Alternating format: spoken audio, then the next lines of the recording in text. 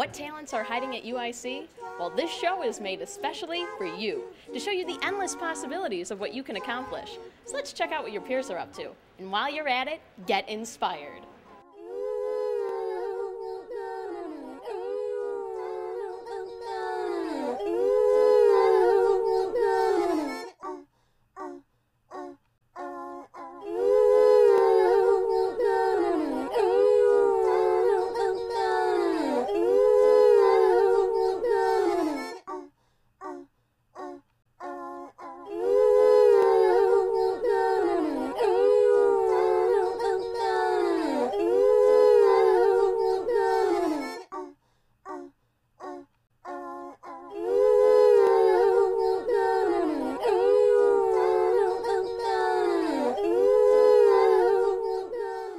On this episode of Get Inspired, we're going to take a look at a group of students who came together to form Project4 in order to spread the awareness of poverty in Uganda today.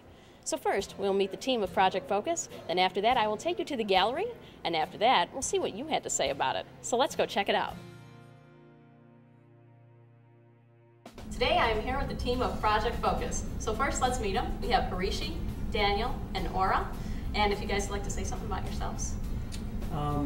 I'm Harishi, as you mentioned. I study political science at University of Illinois, Chicago. This is my friend Daniel. Oh, okay. I'm Daniel, and I am a fourth-year biology major at UIC, graduating this May. All right. And I'm Aura. I graduated last May with a master's degree in social work from Jane Addams College of Social Work. All right. So I just want to say, first of all, that this is a truly amazing and inspiring thing that you guys did. That exhibit was amazing. But first, I'd like to start out with Daniel. okay. And I'd like to know how this all began. Actually, I was invited by Harishi to watch a film called Invisible Children, a documentary, and it documented the war in northern Uganda and its impact on children who were abducted. And so after watching this film, Harishi and I were inspired to act. We wanted to do something.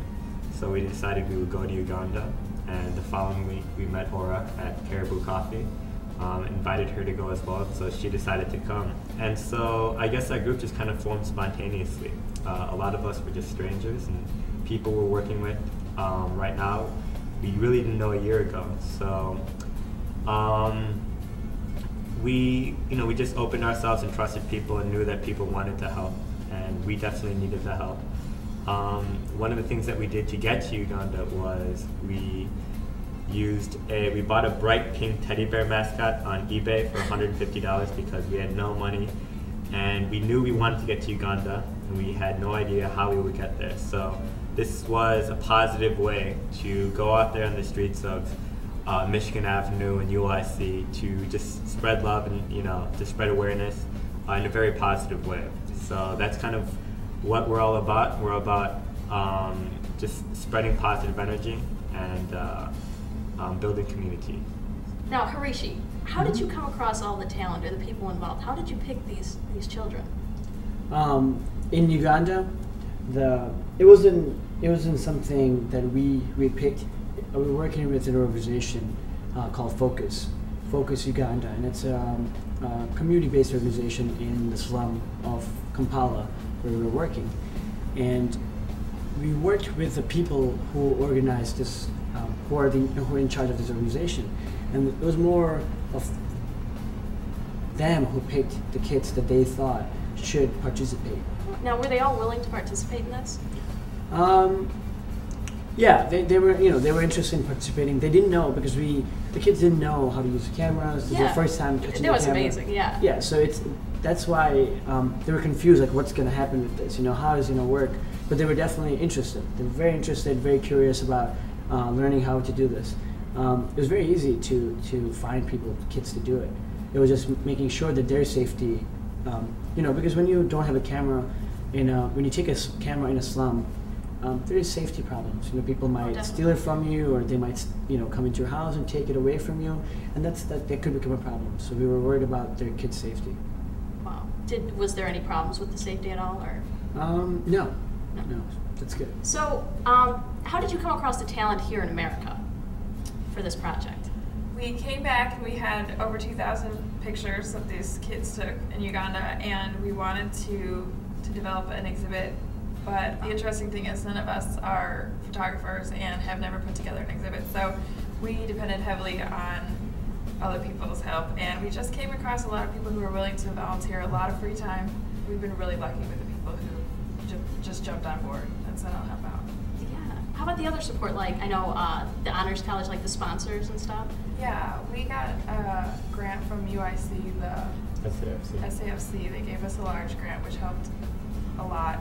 We came back with $10 in our bank account, in our organization's bank account. So, with the grant, and then we've had 4 weekly events throughout the exhibit, and those have been sponsored by different departments, like the Honors College, like Jane Addams, International Studies. Yeah, the College of Medicine. So we've had a lot of help financially, otherwise it wouldn't have been possible. Yeah. Now, how did you come up with those topics in the exhibit?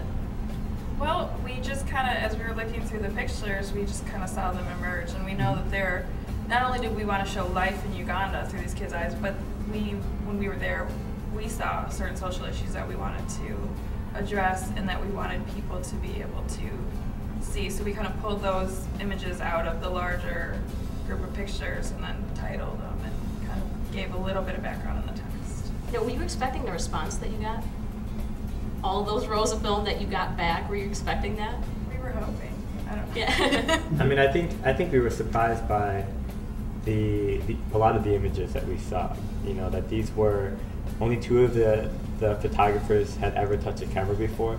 You know, and I was surprised looking through the photographs of the subtlety that was captured in the photographs. You know, and that, for example, one of my favorite pictures was actually of a notebook that was opened up, and we asked these students to describe their lives in Uganda through these photographs. And one of the students was so keen on telling us something that he actually wrote in a notebook, "Poverty in Uganda," and he opened the notebook up and he took a photograph of that. You know, and so that they really took this as an opportunity to say something.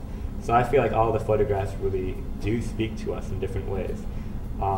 And so some of the images that they captured, I've shown them to professional photographers who are just absolutely stunned by the composition, by the lighting, you know, by the way that the photographs actually came up. So from an artistic standpoint, they're very impressive. But I think they also have a very important message behind them as well that I've been learning a lot from just looking at the pictures over and over again.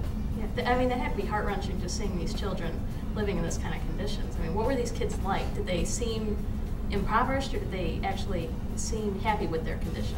I think one of the things that we noticed as soon as we got to Uganda was the joy that almost everybody, they emanate this joy, and it's something that we weren't really expecting to see because we kind of fell into this idea of the images that we've been bombarded with all our lives, you know, the really harsh conditions and people who are just suffering so much that we weren't expecting to see people who were just so joyful and so full of life. And these kids that we were working with, they were really happy. I mean, they have a lot of struggles in their life, which you can see through the photographs, but you can also see the other side, them playing soccer, them laying in the grass, studying with their girlfriends. One of the things I realize is that a lot of times we forget that these are human beings just like us who have the similar lifestyle, where they drink water, where they eat food, they like clothes, they like to go to movies, you know, they like to have friends, they do homework. Like, there's similar things that me and you do. That's what we're trying to show to people, that you can relate to these people because they do exactly the things you do. They might do it in a different country, they might speak different language, they might wear different clothes, but they wear clothes, you know? And that's what we miss sometimes when we're watching the late night infomercials or something. You don't see that they're human beings just like me and you. I mean, and I think just to add to that, I think one of the things that we've really discovered through this project, and we hope other people have seen also, is that their life is complex. You know, I think that so many people try to simplify these people's lives, like it's miserable because of these situations, or it's so happy, you know, because despite the fact they have nothing, they're actually really deep down inside just jumping up and down.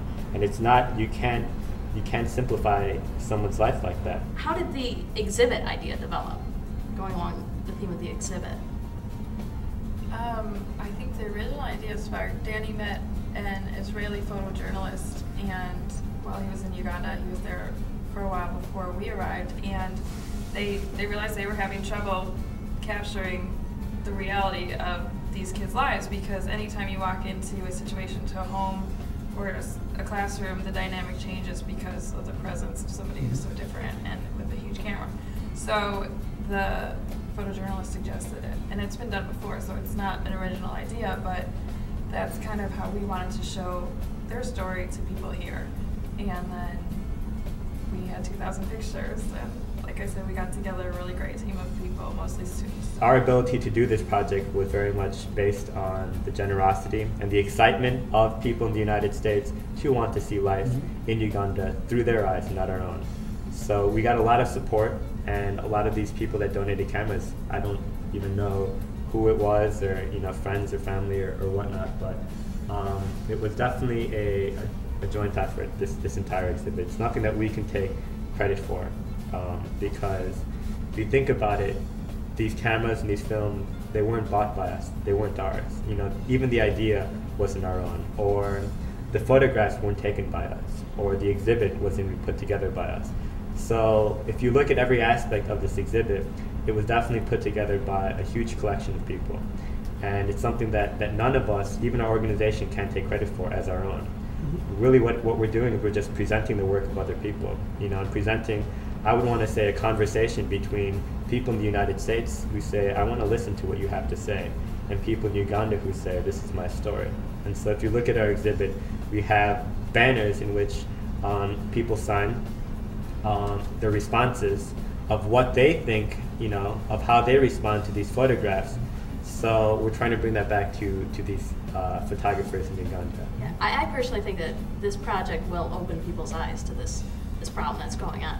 Do you guys feel the same way? Yeah, I hope so.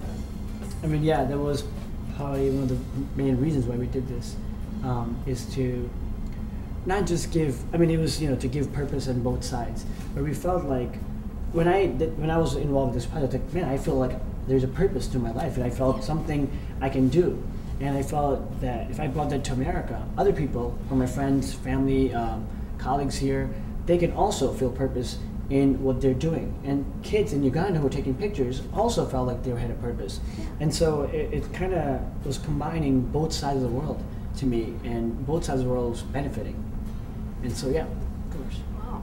Now, can I ask each of you, what inspired you and what continues to inspire you to continue with this project? We heard about the conflict that was going on in the northern part of the country, and the kids who we were working with were actually they're not being directly affected by this war, but that was the original reason why I went, and I felt like, it's something that I can't just stand by and watch happen, so I needed to do something about it. I didn't know what I was going to do about it, but now I've seen sort of the power of empowering youth, like these photographers in Uganda, and that's what inspires me to continue. And this whole idea that we're just people sharing the world, like this one world idea. And if there's a community somewhere that needs assistance, especially like right down the street, I think that's one thing we haven't talked about, is that we want to see people get involved here in our own community, because there's a lot of stuff that goes on that people don't agree with, and we can't really ignore it anymore. And we can affect communities, and they can also affect our community, and we can work together and just improve everybody's lives overall. I saw this as an opportunity to be able to kind of bring together all of my interests and my talents into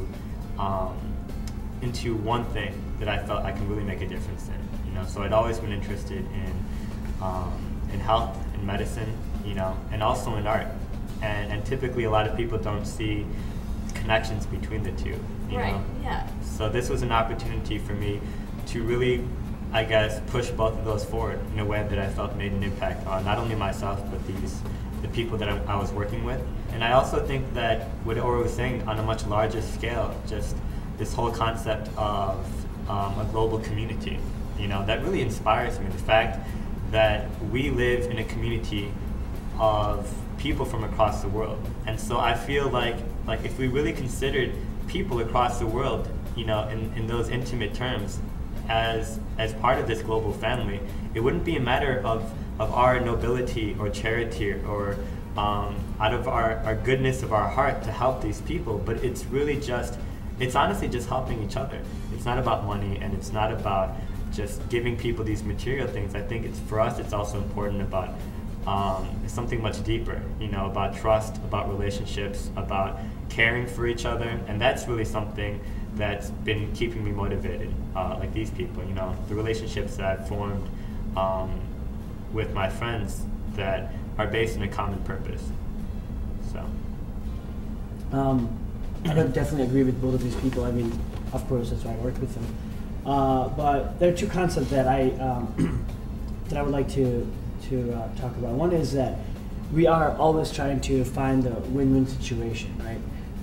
That's one of the reasons why I was attracted to this concept, because I saw the possibility to be able to create a win-win situation. Like I said, Uganda and America, both people for a purpose, or the dialogue that we can create, or make people think of that these problems are not just in Uganda. Like education, for example, there are problems in our own city, maybe 40 blocks down south. There are schools that don't have electricity, right? And it wasn't that we had to go all the way to Uganda to understand that, but it just happened that we were in Uganda. Right. And we're never asking people to come with us to Uganda to help. We just want people to understand the concept of empowering others, or being inspired enough to do something about they feel uncomfortable. Stand up for other people, stand up for themselves, and that's what inspires me to keep doing this. And the second thing is that we always, like you said, mentioned earlier, that there's three concepts that we stand for, which is, one is educate, second one is inspire, and the third one is empower. And all those three concepts that inspire me to keep going. Yeah. Oh, that's great. So, what do you see for the future of Project Focus? The future of Project Focus is complicated. I mean, we've never had like a 1 week plan. Everything up to this point has just evolved completely organically. I honestly don't know what the future of Project Focus is, meaning a year from now. All I do know is that we hope to continue to, like Harishi said, continue our mission of educating, inspiring, and empowering. We hope we're returning to Uganda this summer with a group of artists. We'll be working in rural southwestern Uganda, in which we hope to expand this concept of giving these youth a voice. But instead of just photography, we want to give them alternatives. We want to expand, in a way, their vocabulary by giving them a medium of photography, a medium of film to work with, a medium of writing or of music. And so we're bringing all these professional artists, like a professional music producer, and we're going to basically go to this area where there's no electricity or water, and we hope to create this makeshift art school in which we'll be educating these youth, working with them, listening to really, their own situation, and if we can do anything, where we would be most effective in some sort of project. I would say that's kind of where our attention is focused. I mean, the Project Focus exhibit that we have now is going to be moving around the city of Chicago, and we hope it's something that can move around all across the country, to different parts of the world. We hope to bring it back to Uganda, and so there's just infinite potential and possibility. Also, next school year, none of us are going, well, a few of us will be UIC students, but we'd like to see it continue on campus. So if there are people who come to us and say that they'd like to carry it on or give it a whole new life in a different way, we'd be really happy to see that. Yeah, I mean, and just a disclaimer with that. I want to say that the group that we've created is probably, it's extremely inclusive. We accept anyone and everyone, but at the same time, it's very exclusive, meaning we have a lot of demands on people, meaning just commitment and passion. Mm-hmm. If anyone is committed and passionate, it doesn't matter who you are or what your talents are. We would love to work with you. We want to empower youth or students in UIC to just exploit their potential. Hopefully 5 groups just like us will just be created spontaneously to do projects, in Chicago, outside of Chicago, across the world, and really make an impact. So is there any website or email that our viewers can? Yeah, we are if people have questions or comments, concerns, the email they could email on is info, I-N-F-O, at projectfocus.org. And then the website, of course, is www.projectfocus.org. And they can get the information on how it started, the story behind it. Also, they can order prints that are for sale that indirectly help or actually directly help the youth in Uganda to go get an education, get a better health care. And so we're working with a community-based organization, Focus, to use, to make sure that there's some sort of dialogue being created. I mean, one of the reasons we put these events together is for people to learn more about the situation, but also an opportunity just to get to know us better. I think just in the last 6 months, I feel like a lot of people have definitely been attracted to our project, but also attracted to the energy, to our idealism, to our optimism, to our belief that anything is possible. So if you really want to get a feel for what we're all about, I mean, it's difficult for us to put it on paper. It's difficult for us to capture it in a website. So just spending time with us, grabbing our shoulders in the hallway and, sitting down with us, I would say is probably the best way to really get to know what we're all about. I just want to say that what all of you are doing is a truly noble thing. And I hope that you guys get all the support and all of the people that you need to make this project continue. So I want to thank you all for this interview. You guys were great. Thank you. Thank you very much. And I wish you much success in the future. Thank you. Thanks. This is Project Focus. So first, I'm going to take you through a compilation of the photographs taken by these Ugandan children. Then after that, we're going to show you some of the topics that were discussed using these photographs. So let's go check it out. Now keep in mind that these students, these children, did not have any formal training with photography. Most of them hadn't even touched a camera except for 2. So it's truly amazing what they did with this project. This picture really shows the poverty that is going on in Uganda today. If you look at this picture right here, you can tell that the living conditions are less than. In this photo of a typical Ugandan hospital, you can clearly see that it is not the caliber of the type that we have in the United States. That's one of the topics that we'll be taking a glance at over there. Now it's time to meet the faces behind the camera. So let's take a look at the 16 Ugandan children that were given cameras to take these photographs. Now keep in mind, these children were ages 11 to 21, and none of them had informal instruction on how to take a picture or even use a camera. Only 2 of them had ever touched cameras in their lives before, so it is quite amazing what they did with the little training that they had. And as you can see, these are truly an intimate and raw perspective of what the children in Uganda see every day. Project Focus is made up of a really talented group of students who are pictured right here on this wall. And all of these students came together with their specific talents, such as communication, graphic design, anthropology, photography. They're all pictured right here on this wall. For a project of this magnitude, they needed a few sponsors. So a few of them included some that you may recognize, such as the UIC Honors College, the UIC College of Medicine, and the UIC Project Lab, as well as a few others, such as the Jane Addams School of Social Work and the College of DuPage Photography Department. On Wednesday, January 24th, Project Focus had the reception right here at UIC. And this included all of the attendees being encouraged to sign these banners that you see here as a means of thanks for the children of Uganda who took pictures of their daily lives. Now, all of these banners that you see here today have become symbolic of Project Focus. For example, the design of this camera here shows the work of the graphic designers. Now, with the 86 rolls of film that were brought back from this project, the team members of Project Focus decided to divide these into 4 main topics, such as inequality, education, work and play, and health. All right, now we're going to begin with inequality. The grass is always greener on the other side. In Uganda, not only is the grass greener, but the water is bluer.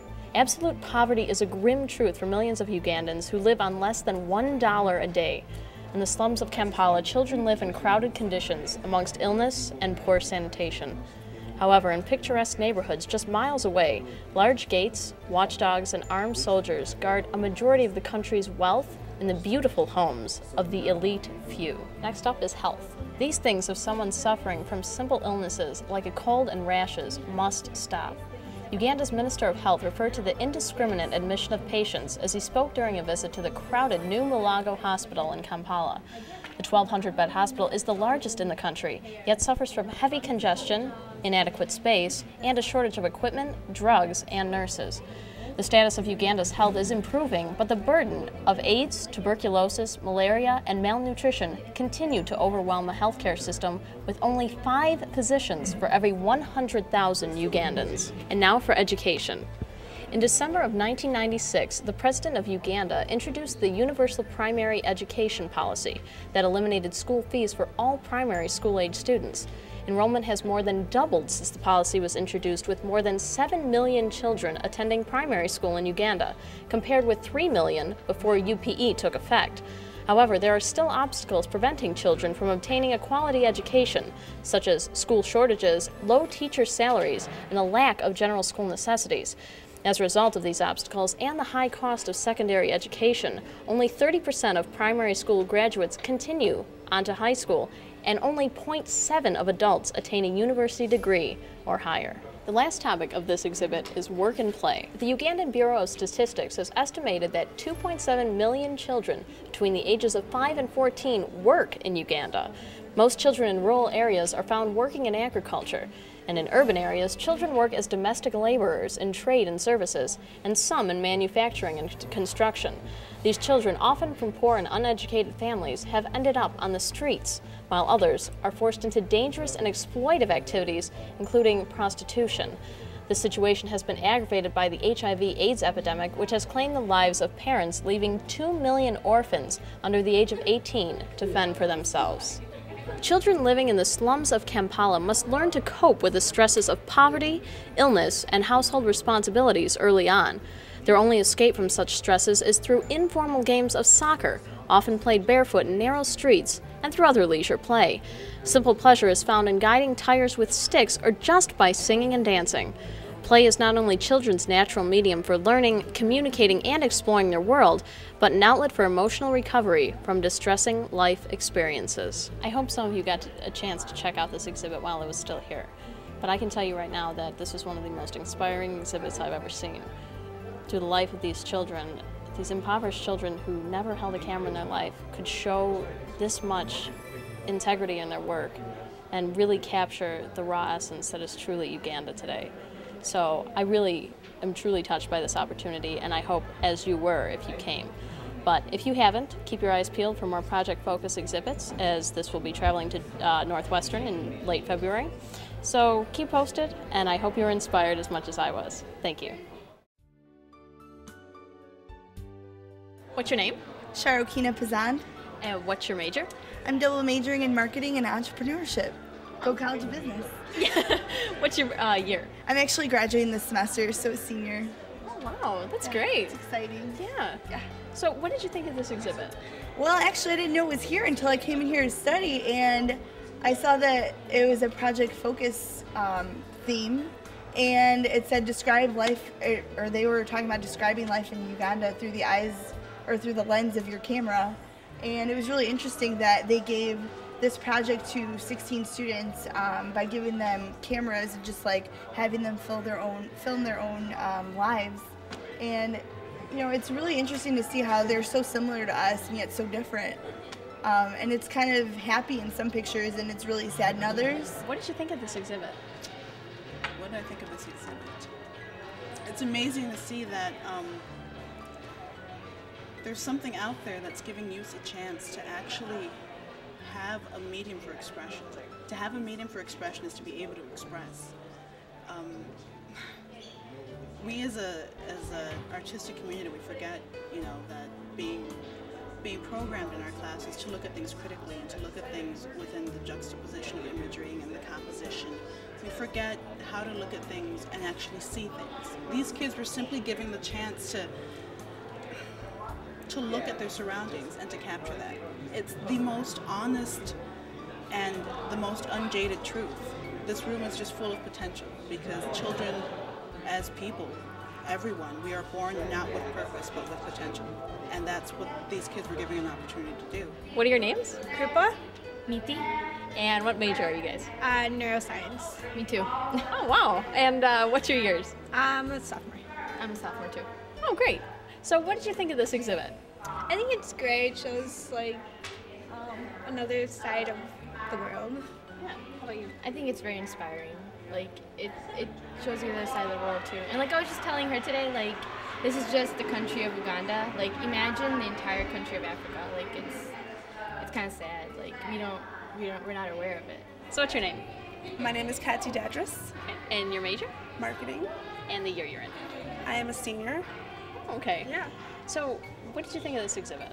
I thought it was really eye-opening. At first I was kind of like glancing at it, and then I walked around and really like read everything and looked through everything, and it's a really interesting project what they did. I think it's awesome how they kind of left it open to the people who were taking the pictures and kind of here, this is what we want you to do, and take it into your hands. And you know, being a marketing major, it was just really interesting because they kind of really took it to a different level and really put some creative stuff in there. And I actually looked at the pictures and I was like, oh, you know, a bunch of UIC art students probably did this, and then it's like, wait, no, they didn't. It's just inspiring to see it. It's inspiring as an artist to just forget some of your training sometimes and to go, sometimes it's just about seeing and to look at it and to actually examine where I am as opposed to looking at things critically. What did you think of the children that had these rolls of film that didn't even know how to use a camera, that hadn't even seen a camera before, taking these amazing pictures? I think that like their pictures show, you know, that they're full of life. That, you know, they're running around, they're happy, they're playing around with their friends, you know, just like any normal, you know, kid in the U.S. But then again, you see some of the things in the pictures, like the locations that they're taking these pictures at, you know, they're not some of the cleanest areas.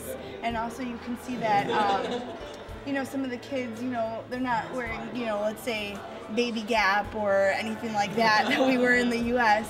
I think it's just definitely an interesting perspective to kind of, you know, think about. Do you know any members personally of Project Focus? No, not at all. I actually just recently came upon this. Do you personally know any of the members of the Project Focus group? No, I actually do not, but I think they did a phenomenal job. I think it does kind of open your eyes a little bit, and especially to somebody like a business major that doesn't really think about this. We don't really see it on the news all the time. So I think it's really interesting to see something that creative and that artistic at UIC. Do you know any of the students from Project Focus? I don't.